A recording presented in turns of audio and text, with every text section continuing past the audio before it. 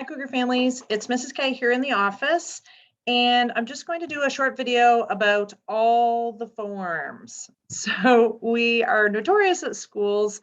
In September, we send a whole lot of forms home your way. Some of them need to come back from all families. Some come back from some families, and I know that navigating all that can be a challenge. I know as a parent, it's one of those things that I know is going to happen in the first week. I'm going to have 3 sets of all these forms, and how do I get it all straight?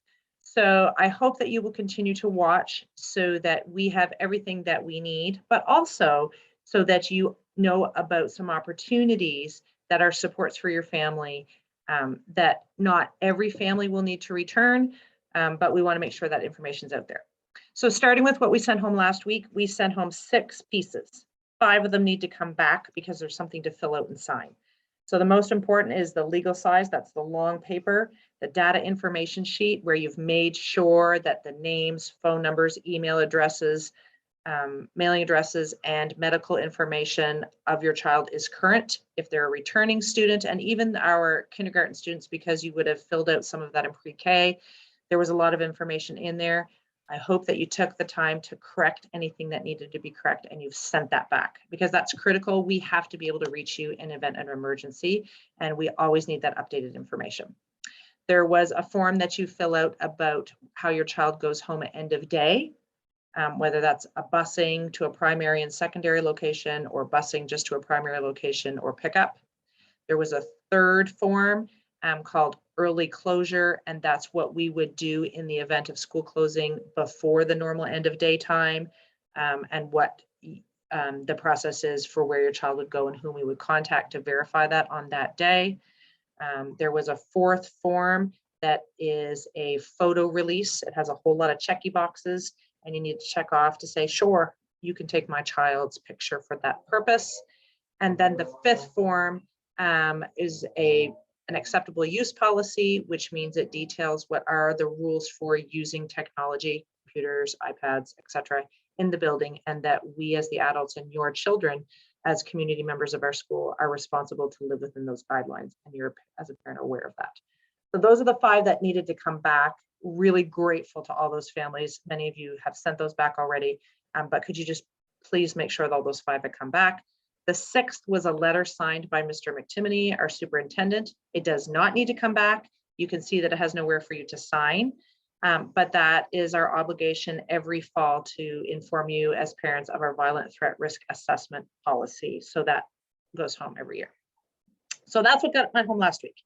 Now I have a few more here that in the effort to not waste paper and trees, we're not going to send them all home. But I want you to be aware of these, and please email, call in to say, hey, I'd like one of those, or tell me more about that.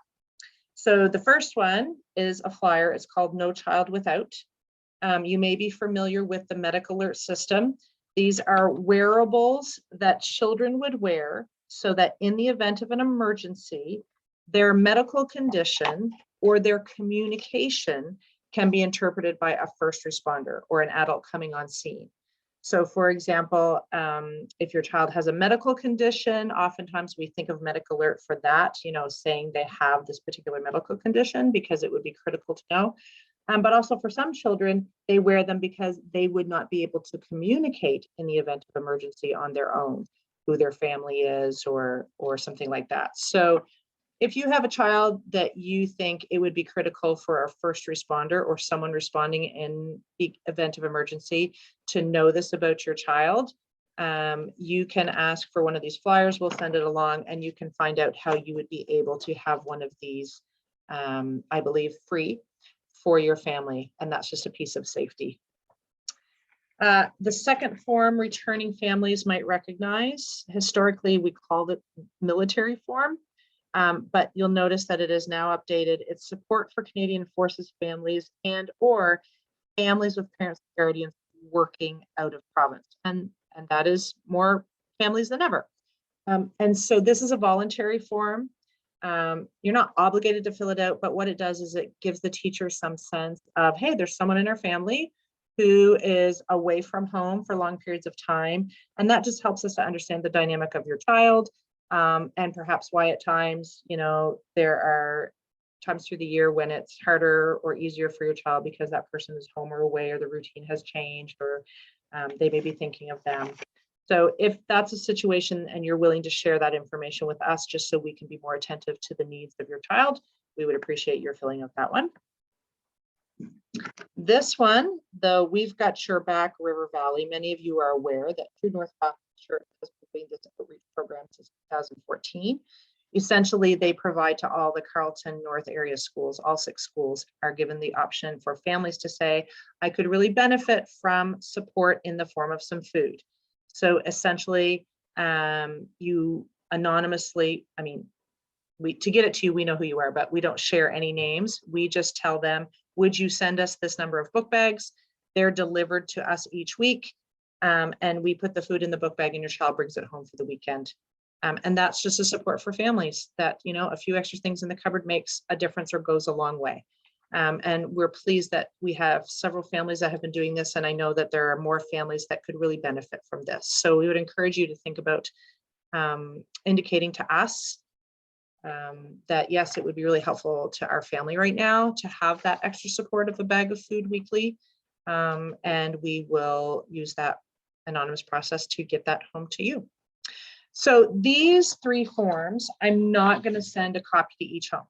Okay, what I'm going to do is I'm going to attach a digital copy of each of these to the school messenger message that goes out. So that's when I send an email, and I often accompany with a phone call with what's going on in the school. I'm going to describe these 3 forms, and it's going to be an attachment in your email. So those of you who get email, you can open the attachment, you can read it.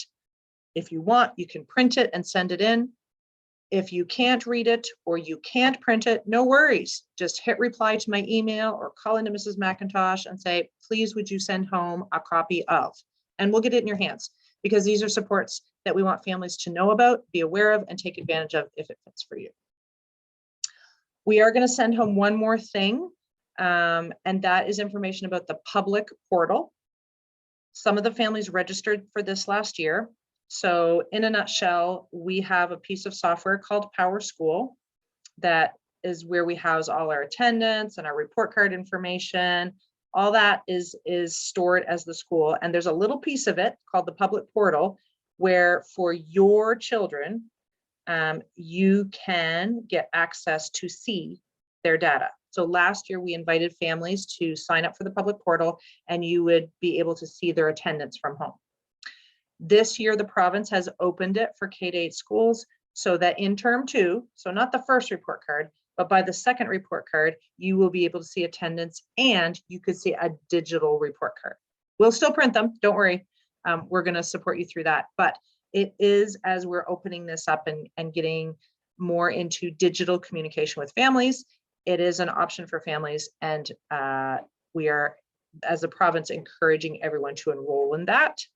Some of you did last year, so the letter that you're going to get is a reminder letter. Some of you did not, so you'll get a letter with instructions of how to sign up. There is a personal letter with your child's information on it. So that hard copy will come home because that's just specifically for you. So we'll send that later this week. And I will also in a message attach the, what do I do if I forgot my password?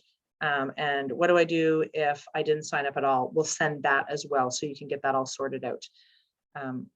But for now, be thinking about which of these 3 might be useful for you, and just let us know with a phone call or a return email. Please send that to me. We really appreciate that you've sent back those forms that require signatures, and we would love to help you out with these things too. Thanks so much.